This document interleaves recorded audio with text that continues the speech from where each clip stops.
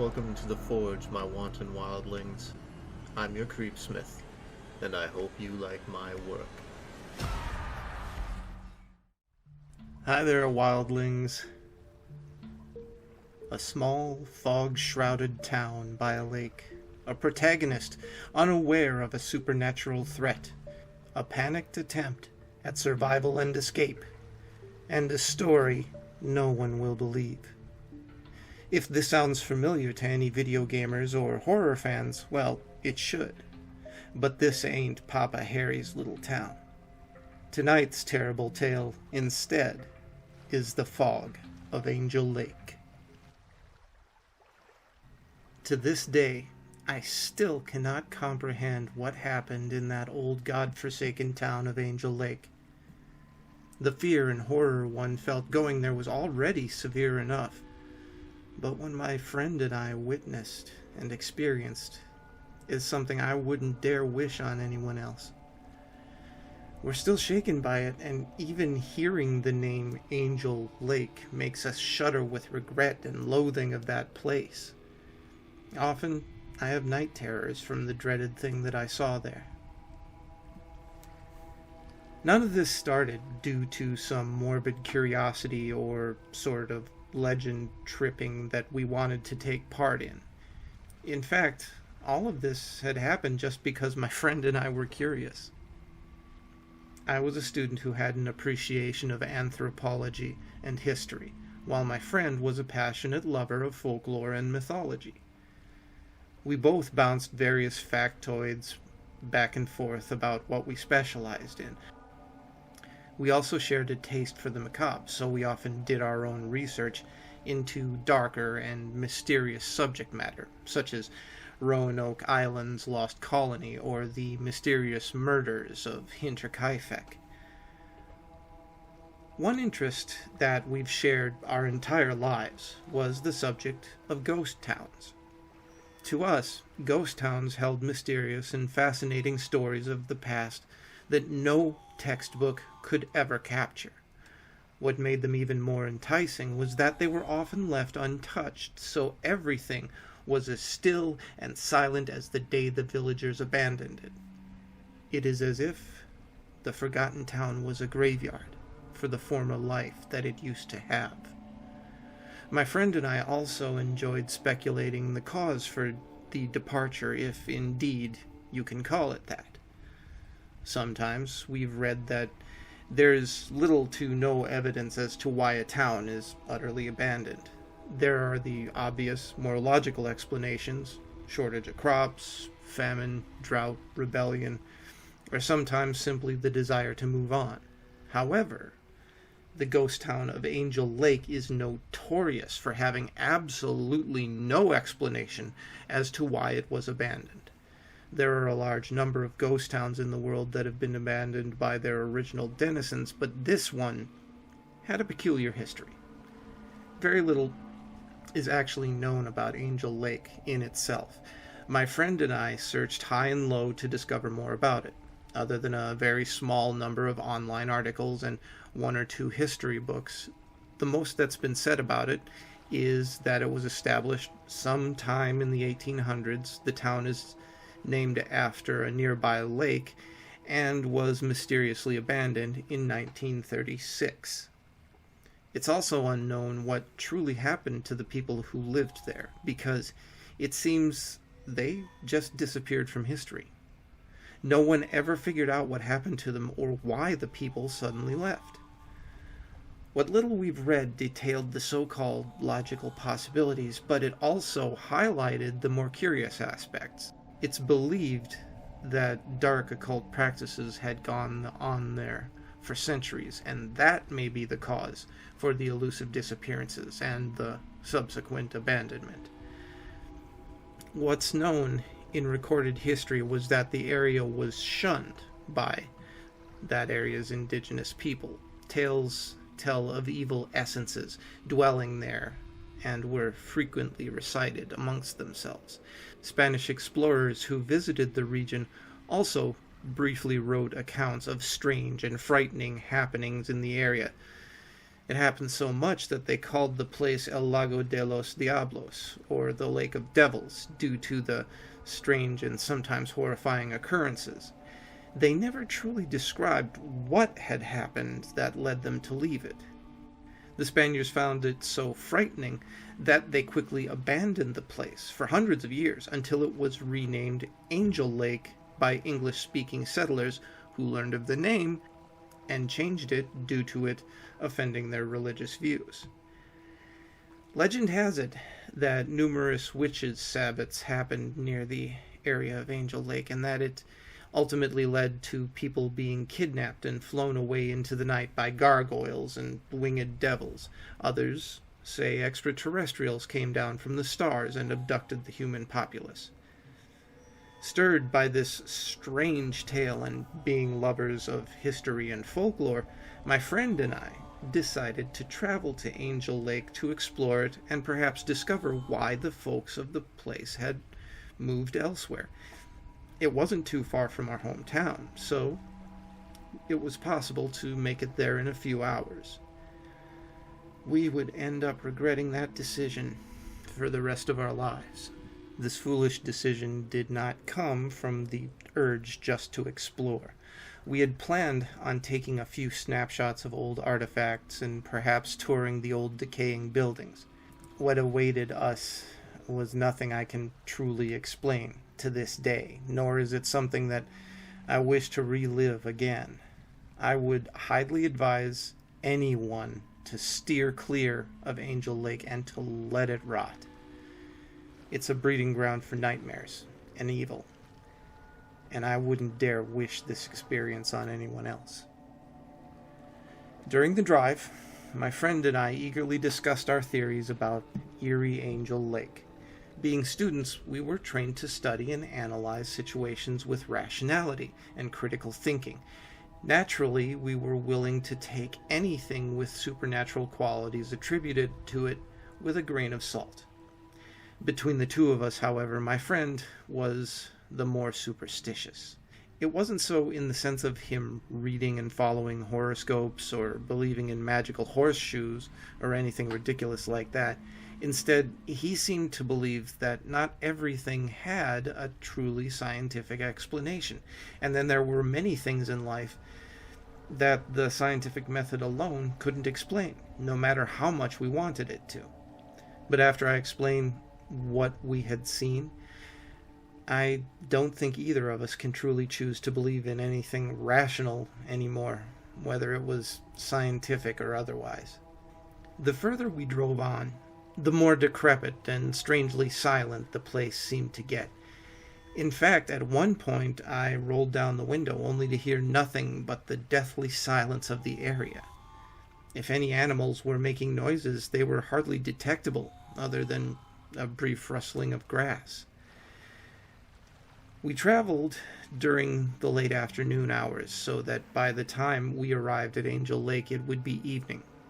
I can say now that this turned out to be our gravest mistake, aside from daring to travel to the accursed city in the first place. We did it for the sake of creating a foreboding and haunting atmosphere, but oh, what an idiotic move. It wasn't until we were close that we began to feel the true loneliness and isolation of this old town. Miles and miles of road stretched on, and with each mile the road became less maintained, less cared for, and more cracked. We drove past forgotten valleys and shadowy mountains, and the grass became unkempt and overgrown. Eventually, we began to spot unpleasant little ancient run-down cottages here and there, and scattered around the now dirt roads.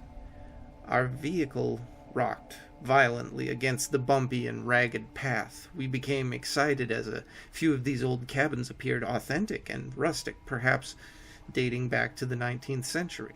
I quickly snapped a few pictures of it with my phone. These must have been folks who decided to live simply during the time and not move into the industrialized port of Angel Lake. At one point, my friend and I had no choice but to park the car, and we had to continue our travels on foot, seeing as the path had become too difficult to traverse through by driving. The moment we shut the doors of our car, we immediately felt the atmosphere of decay. The trees, plants, and grass appeared gloomy and moist from rain that had fallen a few days earlier, and any animals we heard around were furtively scurrying or climbing up tall black trunks. The ground was very muddy, and we could hear the faint twittering of unknown birds in the distance. Finally, our eyes landed on a small dark town located at the end of this virgin forest. Originally, I'd thought we'd be thrilled to explore this age-old town and investigate what had happened to it, but for some reason, both my friend and I felt hesitant to step inside. As outlandish as it sounds, we felt a sort of unwelcoming presence emanated from it. The more we gazed at it, the more we felt slightly afraid. I did my absolute best to hide it, and I noticed my friend's fears because he was as fretful to enter as I was. He turned to me, asked if I was coming, and what I was waiting for. I lied, made up the excuse that I was simply observing the town. We both exchanged unsettled laughs and went in as if we were both untroubled.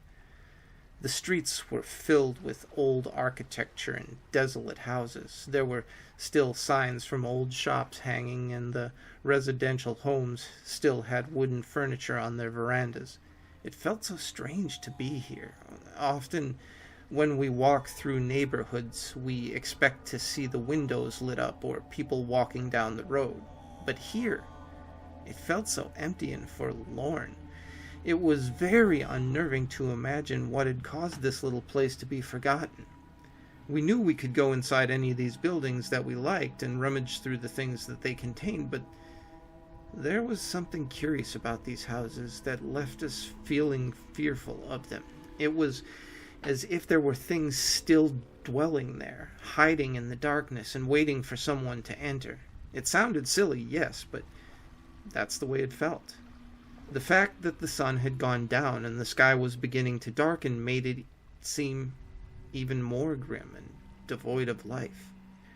As we marched our way through the dead streets, we snapped more photos and pointed out the little stores and houses we found interesting and remarked on their archaic appearances.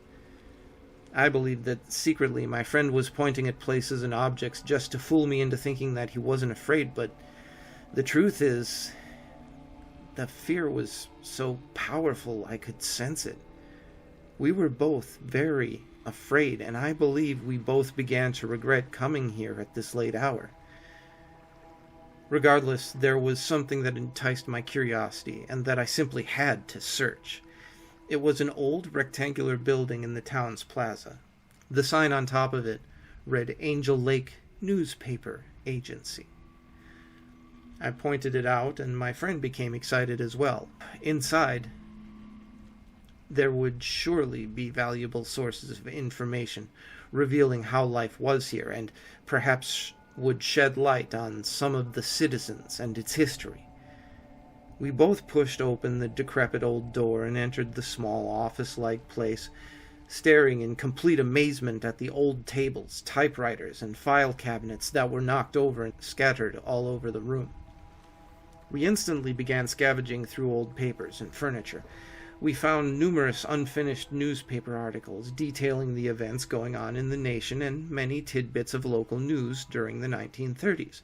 It was evident by this that the journalists who were writing these must have got up and left suddenly. It left us with a slight unnerving feeling as we continued to look through everything. Then I ventured inside another room, and I believe this to have been the editing room. There were numerous front-page articles taped to the walls and 2 windows looking out into a large tarn. The tarn, of course, was Angel Lake itself, which this town is named after. I got to what I believe to be the newspaper editor's desk. There was a large stack of newspapers on top of it, neatly arranged and untouched. I looked back at my friend and saw that he was tossing papers about and going through the contents of a desk. It felt amazing for that brief second. I was holding in my hands a newspaper that had been written nearly 80 years ago. It still felt as fresh as the day it came off the press.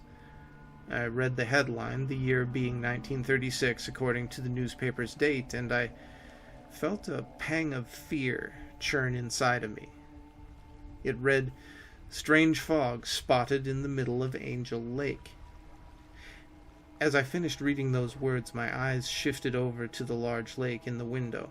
As I studied it for a moment, the water appeared more shadowy and still than any other lake that I had seen in my life. It had a sort of haunting quietude to it. Then I turned my attention back to the newspaper once again and began to read. On October 11th, an unexplainable fog was spotted growing in the middle part of Angel Lake. People say it seemed to have come from nowhere, and witnesses who lived nearby claimed to hear strange and frightening noises coming from the lake itself. Unexplainable lights seemed to radiate from the core of the fog that is building in the water. Local law enforcement and fishermen have attempted to go out and see what the source of this unexplainable mist is, but they claimed that there seems to be a horrible odor emitting from it that prevents them from getting closer. They will attempt to explore it at a later date, in which they hope that the terrible scent has subsided. The story had me captivated. As I looked down to read more of the newspapers, I realized that there were more articles of this event. Each article was dated only days later from the one that I had just read, and I quickly snapped them all up in chronological order. I was both excited and unsettled by what I had just read. The next article said the following. On October 19th, the fog has nearly covered all of the lake and has reached the shore, even extending into the neighboring woodlands. People are beginning to fear that it will enter the town itself. It seems that way, as it is not receding at all, but has instead grown thicker. Citizens are complaining to the mayor and the other elected officials that the awful scent has begun to disrupt their everyday lives. Furthermore, people continue to claim that the bizarre, multicolored strobe light effects flashing inside the mist are making them feel nervous. In the late hours of the night, they claim to hear discordant, hellish noises coming from the direction of the fog. A public announcement has been made that people should remain indoors until the fog has dissipated. Now, I am not normally superstitious, nor one to get frightened by something like this, especially since I knew that this could easily have been a case of yellow journalism.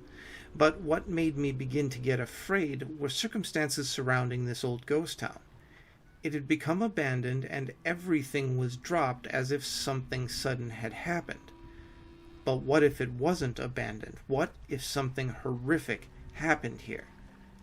As those thoughts filled my mind, I suddenly looked down at the newspaper I was holding and noticed that my hand was quivering nervously. I didn't even notice it at first, and I quickly put the paper down and picked up the next.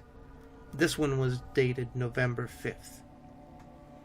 The fog has still not disappeared since it was first spotted in October. The city government is still uncertain of what it is and how to get rid of it. The fog has now reached Angel Lake and has begun to crawl its way onto the streets. Denizens are beginning to disappear under mysterious circumstances. People are claiming that a few of their loved ones have gone outside to stare at the mist, as if under some sort of hypnosis, went into the foggy depths, and never came out. The last thing they'd hear would be their loved one let out a horrible shriek of terror, and then no trace would be left. The bodies of cattle, birds, and various other assorted animals are discovered dead near the deadly mist. Plants and trees are also beginning to decompose, wither away, and die when the fog approaches them. It is unknown what will be done at this time. At this point, my friend entered the editor's office, and I immediately cried out and dropped the newspaper as he called out to me. He noticed my alarmed expression and my demeanor and asked me what the matter was. Trembling, I picked up the newspapers I'd been holding and read them aloud to him. When I looked back up at him, he was just as pale and terrified as I was. I could see the fear in his eyes, and he, too, appeared stricken with dread. I saw him nervously make his way over to the window, press both palms against the window pane, and stare out into the lake. I joined him there, at the other window. I noticed that the trees and plants around Angel Lake appeared dead, grotesque, and lifeless. It was then that I realized what was giving this strange old town such a haunting feeling. Everything appeared barren and without life. The lake itself appeared like a lonesome cold abyss. The more I peered at it, the more I envisioned unspeakably abominable things hidden beneath it. Was there any validity to these newspaper pieces? Was it just an elaborate hoax? They appeared so authentic, it just didn't make sense. I went back to the desk and picked up the next newspaper. Surprisingly, this newspaper appeared to be the last one that was fully completed. I read it aloud to my friend who had rejoined me at the desk, only now he appeared more colorless and nauseated than before. This last article was dated November 14th.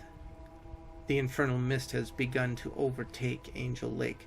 The authorities have promptly begun evacuations of the town. The fog, although of unknown origin, has been considered dangerous by the town officials. Crops have become deformed and inedible. Animals have also grown deformed, dying as their flesh rots away. People of Angel Lake seemingly fall under some sort of inexplicable trance that lures them into the deadly fog and do not return. It is uncertain where they go or if they're even alive anymore. The foul odor has been speculated to come from the mist itself and has become completely unbearable. The fate of our town may be left unknown. I placed that nerve-shattering article back on the table and arranged the newspapers back the way I found them, and perhaps the way they'd been for decades. I suppose I did it out of respect for the original habitant who'd done it that way. My friend and I exchanged very nervous glances.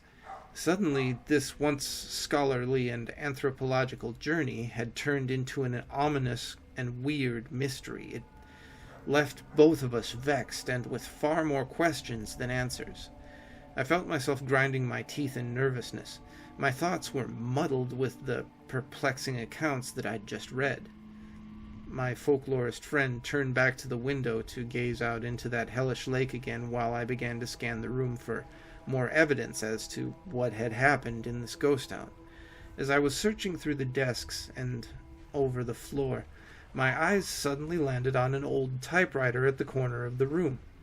It piqued my interest because it seemed to have a half-finished piece of manuscript of sorts wedged in its platen. Not wanting to touch it due to me desiring to leave everything as authentic as possible, I stood over the device and read the hardly legible text smeared on it. To my surprise and horror, it seemed to be a sort of note hastily written up by some unknown typist. It wasn't formally typed to be in a newspaper. I began to read it, and after this I began to truly feel the overwhelming essence of pure horror.